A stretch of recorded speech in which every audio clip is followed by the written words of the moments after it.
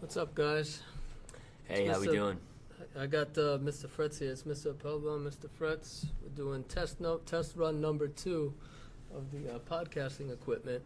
And he was really excited to get in here. So, Mr. Fretz, what do you think about think about the possibilities of this? Very excited. I think the equipment is very professional, and the first broadcast came out awesome. And we're excited to try to engage students and teachers in kind of a new and fun way. That's right. I think it's just pretty cool. Mr. Armandi and I did this yesterday, and it was just interesting that it forced us to like talk on the fly, but actually listening to one another, right? Because a lot of times, like I was saying yesterday, we tell kids turn and talk, and they may just be saying something just because they're forced to do it. But in here, we have to have a genuine conversation. Right. You can't say, hey, can you repeat that? I wasn't listening. Right. So what's the topic of discussion today? Yesterday we talked about Trump and his Big Macs, and we started touching on the egg with all its followers and likes. What do you think? So in class, we've been talking about laissez-faire economics and essentially how, the government, when they're more hands-off, it creates a situation where the economy can really thrive. And we were trying to apply it to different real-life, relatable kind of scenarios that the students could connect with a little bit better than, big picture macroeconomics. So we were looking at laissez-faire as kind of like a leadership style, and talking about parenting techniques, talking about a school, teachers, administrators, a job that students have, and kind of just discussing, is a laissez-faire philosophy an effective leadership Yeah, I mean, strategy? it's interesting to hear that from you. I mean, a couple things come to mind. I know you were like in the military, so as soon as I hear laissez-faire, and I know what laissez-faire is about, as soon as I hear that, I think of like, well, didn't you have like a general or whatever, a sergeant that was in charge of you? Like, if he was hands off or just letting you guys do whatever, I feel like you guys would be like going crazy. But yeah, and also the thing about laissez-faire is I don't know how well the students actually connect with that, because it's not like a term, it's not like terminology that they'll use on a day-to-day basis. But I think they understand if like a teacher is kind of like laid back and lets them do their thing and only chimes in when necessary, right? So, I mean, how does that fit into our society here in Nassau County? Yeah, I mean, that's kind of where this whole idea sparked. We wanted to make the content relatable. But, going back to the military, it's interesting that I think, you would imagine that they micromanage a lot of things, and they do. I mean, when you're going to the field to train, they give you a packing list, and then you lay all the material out on your bed, and then they literally call out an item like, all right, canteens, and everyone will hold up their canteen. And then they'll tell you, okay, pack the canteen. So they literally micromanage packing your bag, but it ensures that you don't forget anything. In other areas, though, in the military, it's obviously very similar to like a bureaucratic style structure where you have a lot of layers. So the corporals and the sergeants in the Marine Corps are really in charge of the troops. And although they do have very high expectations in a lot of ways, they do kind of leave the troops alone to kind of accomplish that goal however they Right. see fit. It's kind of like in the beginning with the whole basic training, like they hammer these details into you, like attention to detail, do all these steps, but eventually it becomes like ingrained in like your DNA that you kind of like do it already once it's once these what's the word I'm looking for, like these steps are kind of like these basic facets that are needed to succeed. Once it's built into you, you already know. It becomes like second nature. They don't need to be on top of you as much. Right, so the foundation is there, and then I guess if there's a solid foundation, maybe a hands-off approach is better. But I think even in terms of athletics, for track, we have a lot of athletes that do different events, and I even just think about specifically our jumpers, long and triple jump. We have a athlete who's a senior now who's so talented and so motivated that we pretty much let him run the entire practice himself. And, you know, as a coach, you're sitting back and you're letting the athlete kind of take the lead. He works on what he needs to work on. And yeah, exactly. He kind of targets what he needs to focus on rather than us trying to predict what we think he needs to work on. So like self-regulation, right? People are able to reflect on what they need and do best instead of somebody else telling them, hey, I need you to work on this. I need you to do that. I need you to do... Yeah, and I think what's cool about that from a psychological level is that, you know, if people aren't telling you exactly what to do, then ownership and responsibility kind of falls on you. And some people might be excited by that and might embrace that challenge. Other people might be fearful of that. And there's almost like this reassurance of, hey, if I have someone that's super involved in telling me what to do, then, you know, if I fail, it's their fault. You know what I mean? Like, it almost kind of alleviates some of the stress. I always hear about that like, there's something about human psychology that people, or they've done studies that people actually sometimes, they like a strong leader to, like, tell them what to do sometimes, though. Right? So there's, like, the other side of the coin where there are groups of people that like being told, this is explicitly what I need to do, as opposed to just open range of go on your own. But maybe it comes back to, like, who's prepared for that and who isn't, right? Because those people that still need that, like, direct, I don't know, whatever you want to call it, instruction, guidance, as opposed to those who are ready, they're prepared to self-regulate themselves, right? A guy that you mentioned track. So a guy he's got his skill down. I think you said he was a senior, right? As a freshman, he probably wasn't that same person, but he took steps to get to that level. Yeah, and you know what? You can connect that back to the military, right? If you're a freshman, you're essentially in boot camp, per se, right? And then as you pick up rank and spend more time in the military, like you had said before, and you noted, people kind of improve those skills, and then they don't need as much governance. Right. So let's take this back, though. Let's take this back quickly, because now I'm getting some thoughts in my mind. You mentioned about how you were beginning this discussion about laissez-faire, and how the government should kind of, like, not regulate things. But we have this whole big talk, and a lot of our kids might be able to relate to this, right? You have New York City with the whole minimum wage thing going up to $15 an hour. And, I mean, essentially, isn't a minimum wage kind of the government telling a business, hey, you know, I mean, this is one aspect of it, but they're telling them you need to do this for your employees.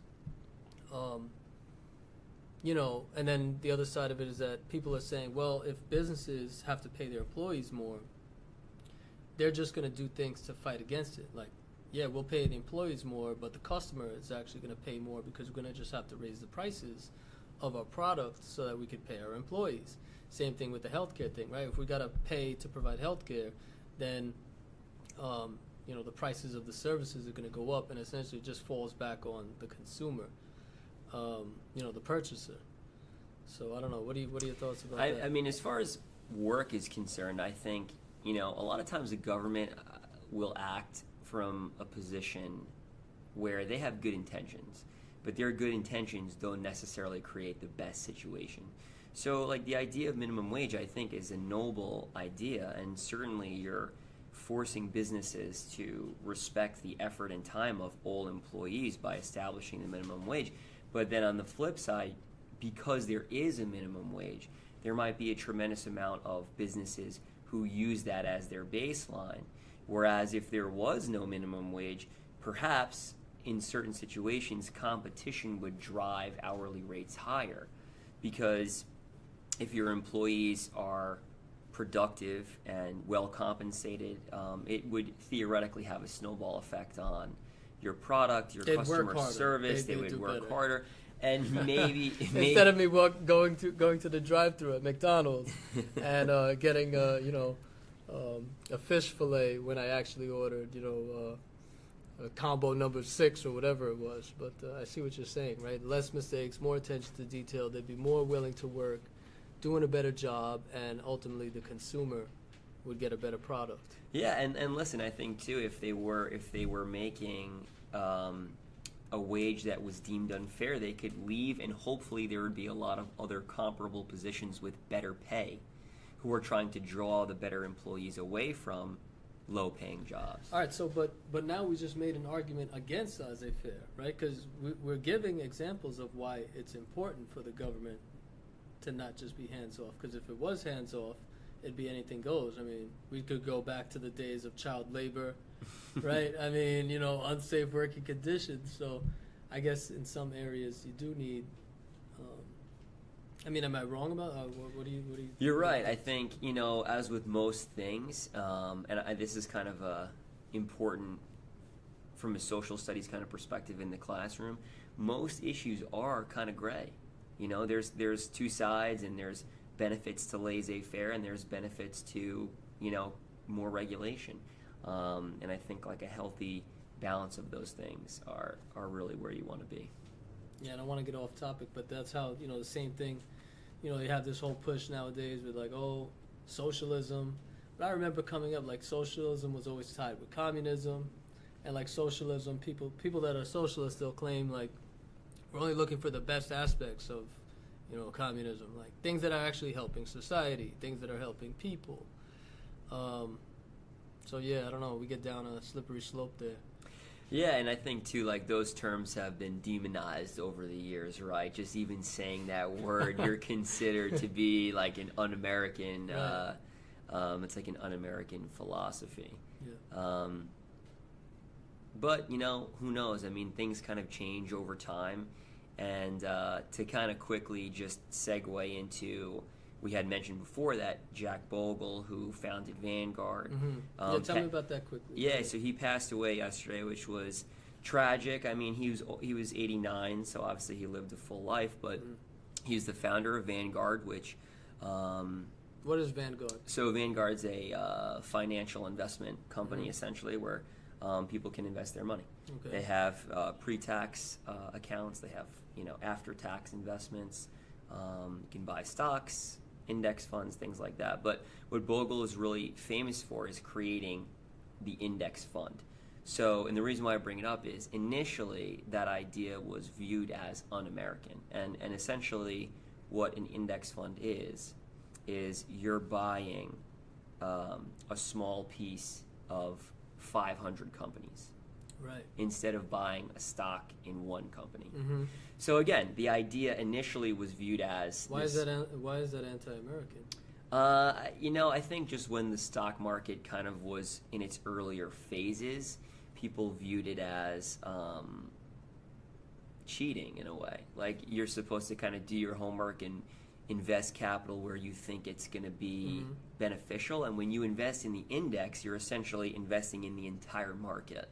But it's much safer because, if you're investing a small piece of money in the top 500 companies, the money that's invested in those indexes still finds its way to the actual companies, though. Correct? It does. It's just highly diversified. Yeah. So you're essentially. We're gonna have to do another podcast on the stock market itself. You'd be surprised how many people don't have any grasp or any knowledge of how the system works. And it's crazy because, like, it's not really taught. Yes. I guess there are ways that you can go ahead and follow that or take classes in that in college, if you wanted to follow economics or business. But even in high school, you have your, senior year, your ECHO course. And, that's a hit or miss depending on whether the, how close to graduation the kid feels.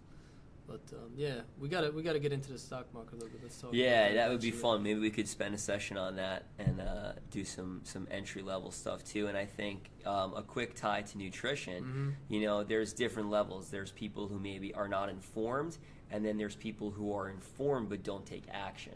And I love nutrition as an example because there is so much information out there on how to be healthy. But what are you saying, that we don't teach nutrition in schools? Or No, not that necessarily, but it's like just because you're exposed to information doesn't mean you're going to use it productively and take action. So like it's not a secret how to eat healthy, that exercise is good, that you should eat more natural things and less processed food. Right. But how many people actually do it? So to me, it's like phase one is, yeah, let's educate everyone, but then phase two is how do we inspire action, because the action is the key. Right. Well, it's also a combination of things, right? People know that it's important to get sleep. How many of us are really sleep deprived? I mean, I saw a research study the other day. They were talking about how, I don't know if it was 75% of Americans. It was some tremendous number, and a lot of people are sleep deprived. And we know that sleep is important, but situations and circumstances are not allowing us to get the sleep we need. So maybe that could be another. I love that yeah, too. You I know, mean, it's true. Like, yeah, we know it's the right thing to do, but I'm not able to do it. Yeah, and I think time is probably our most valuable asset. We never have enough of it. So oftentimes I think people later at night are catching up on all the things they couldn't do during the day and losing Right. sleep. Yeah. Well, there it goes back to Bill de Blasio, mayor of New York, talking about people need more time off. He said, people need have more time for themselves and their families. I saw some quote about that. But yeah, man, it was good talking to you, and we'll try to get another one of these going. Can't wait to hear from the kids. Also, I posted on my Twitter. There's actually NPR is putting out a podcast challenge. It's nationwide, and I think it's from grades 5 through 12. I think the kids need to produce it, but I mean, we could certainly get that rolling. March 31st is the deadline. They win a $30,000 college scholarship Wow, for that, awesome. so that could be something to motivate them to get going. Cool. A lot of exciting stuff going on. All right, Thank you. later.